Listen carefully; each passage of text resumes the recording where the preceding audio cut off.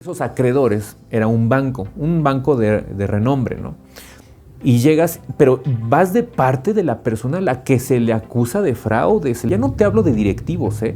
Ya no te hablo de gerentes, de directores de área, no. Te estoy hablando de los miembros del consejo de administración. Mis debilidades, obviamente he dudado de mí mismo, he dudado de mi conocimiento. En ese momento, de verdad les puedo decir que yo probé de qué estaba hecho. Hace mucho que no hacemos un storytelling, así es que el día de hoy te traigo una historia que me ha pasado en mi vida profesional como abogado, porque muchos me preguntan de repente historias, anécdotas. Creo que esto puede ser también bastante útil para los estudiantes que me están sintonizando. Te quiero platicar que hace más o menos como que serán unos 4 o 5 años aproximadamente, tuve uno de los momentos pues más complicados. O sea, no fue así como que el momento, ¿no? Pero sí te quiero decir que para mí fue algo sumamente significativo porque créeme que así como me ves aquí en YouTube, por ejemplo, así como ves que hablo de varios temas, me han comentado que se ve que tengo experiencia, que domino ciertos temas, pues te quiero decir que no siempre es así. Tengo mis debilidades, obviamente he dudado de mí mismo, he dudado de mi conocimiento, he dudado de varias cosas y esto es algo normal. Por si a ti te pasa, que seguramente te ha pasado, pues déjame decirte que a mí también, y por eso me identifico con sus comentarios cuando me dicen, por ejemplo, estoy inseguro, no sé qué hacer, qué me recomiendas. A veces parecen preguntas, no voy a decir que tontas, porque no hay pregunta tonta, sino que yo creo que más bien es torpe o es tonto no preguntar en algunas ocasiones, ya que me traslado años en el pasado y yo tuve las mismas preguntas, como por ejemplo, ¿me conviene estudiar una maestría o no me conviene? ¿Me conviene estudiar una especialidad o no me conviene? ¿A qué rama del derecho me puedo dedicar? ¿En qué puedo trabajar? ¿Afecta la edad o no afecta la edad, por ejemplo? ¿Afecta el género? ¿El penal es bueno para una mujer? Todas estas dudas que tienen, para mí, pues tienen sentido porque pues yo también las llegué a tener y de hecho las sigo teniendo. Tengo todavía cuestionamientos y tengo dudas respecto de algunas cuestiones que rondan en mi mente, ¿no? Hace unos 4 o 5 años me vi involucrado con un cliente. Yo estaba pasando el año nuevo en París en aquella ocasión. Fue del año 17 al 18, fue en ese año nuevo. Me había ido yo de vacaciones, había decidido pasar el año nuevo allá y dije, bueno, lo voy a hacer, ¿no? Tenía yo 31 años de edad. Entonces, hagan de cuenta que estando allá en las meras fiestas y todo, una amiga me contacta, me dice, oye, necesitamos ver tal tema y todo, ¿tú lo puedes llevar? Yo le dije que sí, ¿no? Cuando regreso a México, empiezo a tratar con unas personas, empiezo a tratar con unas empresas que eran accionistas de estas empresas y socios indirectos, ya sabes, o sea, no, acuérdate que para ser socio de una empresa, en la práctica no necesariamente eres accionista, ¿no? Muchas veces eres simplemente un inversionista o muchas veces simplemente eres un socio controlador, pero no apareces dentro de una estructura accionaria, ¿no? Entonces, haz de cuenta que después voy escarbando el asunto, lo voy escarbando y me doy cuenta que dentro de toda una maraña empresarial, haz de cuenta que, no sé, por ejemplo, has sacado un cable que está así todo enredado, haz de cuenta que así lo veía yo, una maraña de cables así impresionante que te tardas los siglos en desenrollarlo. Bueno, cuando yo voy haciendo eso con el asunto, me doy cuenta que detrás hay una deuda que tienen estas personas que asciende a millones de pesos, pero no, ¿qué digo millones? Miles de millones. O sea, estamos hablando de una cifra de dinero, una cantidad que yo creo que nadie de los que estamos aquí hemos visto. Y de hecho yo creo que ni siquiera ellos, ¿no? Pero lo cierto es que, bueno, cuando voy escarbando me doy cuenta de esta cifra, de esta cantidad de dinero. Y yo digo, ¿de qué estamos hablando en realidad, no? Cuando avanzamos un poquito más o menos yo te hablo ya como de unos 2 meses que estábamos llevando el asunto, porque te quiero decir que en la práctica cuando te contacta un cliente no siempre te sueltan toda la información. O sea, no creas que por ejemplo un cliente te dice, pues fíjate que es A, B, C, D, E, F, G. Y punto, eso fue todo lo que pasó. No necesariamente. Puede ser que el día 1 te digan, pues fue ABC. El día 2 te dicen, fue X, Y, J. El día 3 te dicen fue X, W y Z. Y así te van soltando de cacho en cacho, ¿no? Y sobre todo porque un asunto tan complejo, donde hay gente políticamente expuesta, porque te quiero decir que este era un asunto en donde había gente expuesta políticamente. Esto significa que son personas familiares o directamente involucrados en la política, ya sea a nivel de órdenes de gobierno o de poderes de la Unión o locales, ¿no? Entonces hagan de cuenta que yo me doy cuenta que hay una cifra bestial de dinero, ¿no? Entonces, cuando yo me pregunto qué pasó con ese dinero, nunca hubo una respuesta clara. Fue una dilución del dinero que realmente a veces puedes decir que o nunca existió, o fue dinero de papel, o qué fue lo que ocurrió realmente, ¿no? El chiste es que había una fila de acreedores brutal, ¿no? Y yo en mis videos les he comentado que muchas veces un asunto jurídico o que empieza jurídicamente no siempre tiene una solución jurídica. Por eso yo siempre les digo, todos aquellos que creen que el derecho es A más B igual a C o 1 más 1 es igual a 2, están muy equivocados. Cuando resulta que tienes un cliente políticamente expuesto y resulta que hay, no sé, 3 empresas detrás, pero no aparece ahí el cliente, pero tiene 3,000 acreedores, pero debe miles de millones de pesos y resulta que tiene periodicazos, tiene ataques en redes sociales. Cuando tiene ya una serie de cosas que contaminan el asunto, pues imagínate lo complicado que se puede volver. Por eso ahí el derecho ya se vuelve insuficiente completamente y pues pasas de ser un abogado a ser un conciliador, un negociador, pasas a ser un mediador, un facilitador de algunas cosas, ¿no? Ya nos olvidamos del derecho a estas alturas del partido, ¿no? Por increíble que parezca. Uno de esos acreedores era un banco de renombre, ¿no? Y pues obviamente que mandan a los abogados, que éramos nosotros. ¿Por qué hablo en plural? Porque mis socios estaban también llevando el asunto conmigo.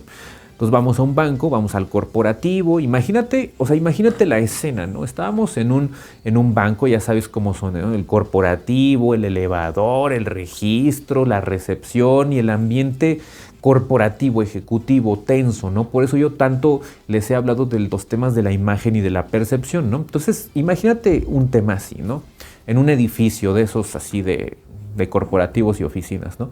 Entonces imagínate que tú ya traes una parte de la película, no toda, pero sí traes una parte de la película y llegas, pero vas de parte de la persona a la que se le acusa de fraude, se le acusa de abusos de confianza, se les acusan de desvíos de recursos, de dilapidar patrimonios ajenos, ¿no? Porque fue un levantamiento de capital muy importante.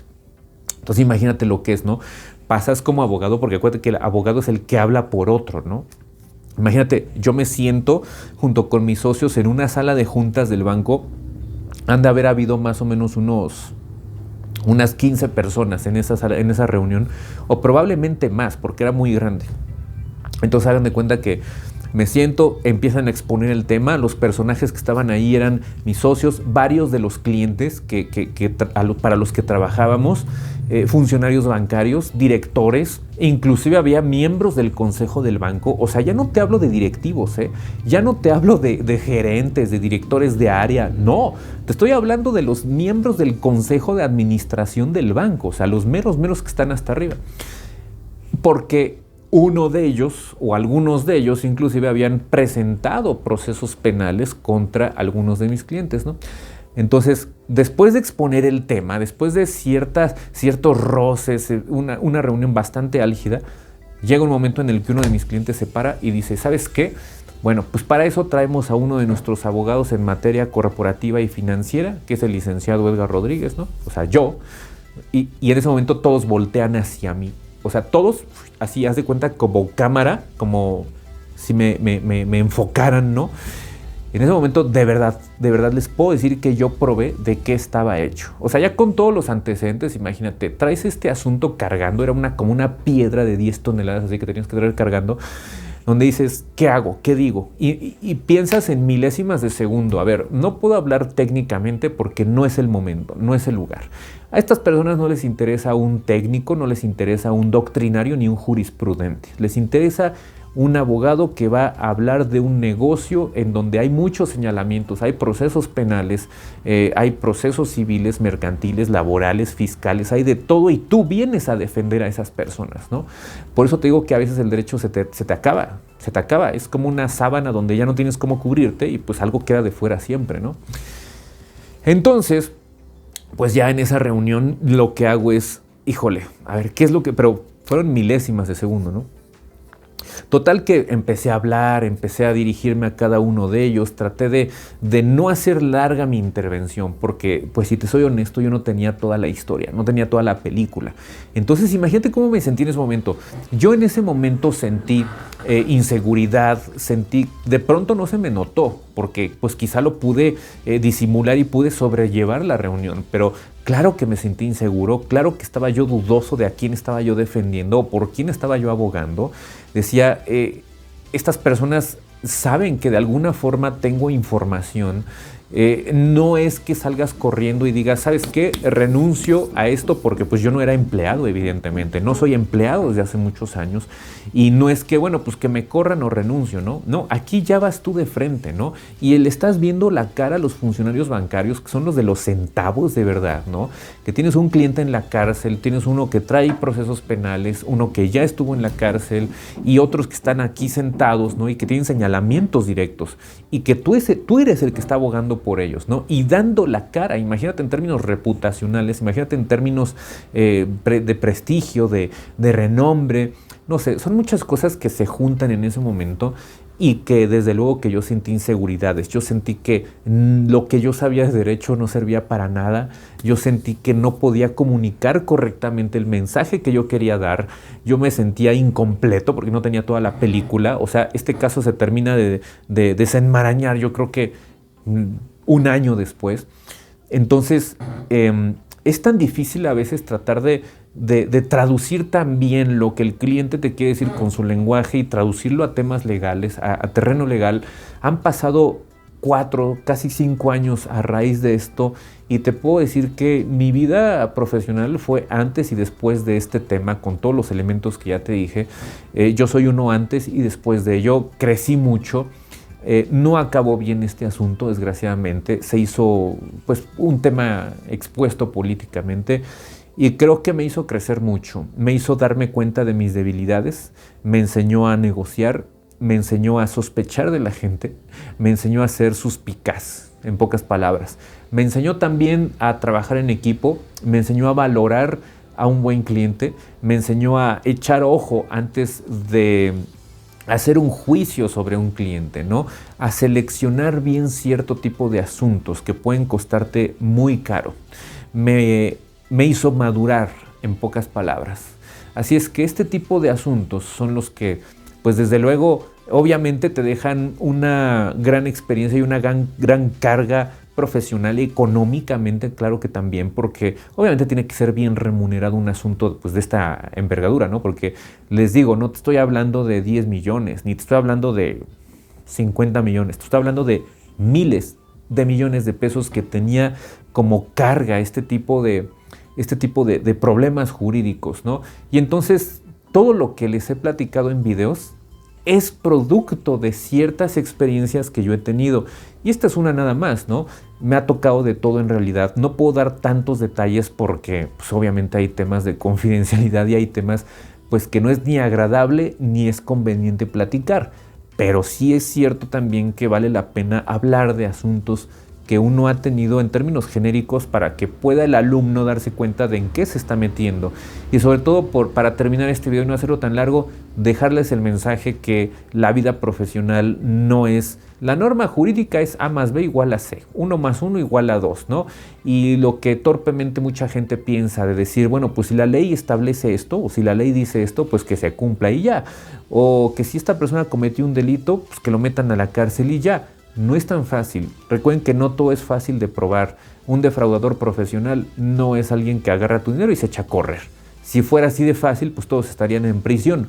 Entonces, y menos cuando alguien es políticamente expuesto. Entonces, ahí está donde, por eso yo les insisto tanto, en que sean buenos negociadores, sean buenos facilitadores, sean buenos mediadores y propongan y traten de adivinar y traten de pensar qué es lo que está pensando la contraparte, qué es lo que está pensando tu cliente. Si tú logras descifrar eso, yo creo que ya estás del otro lado. Yo creo que eso es uno de los talentos más grandes que puede tener un abogado, tratar de descifrar hacia dónde va el cliente y qué es lo que quiere.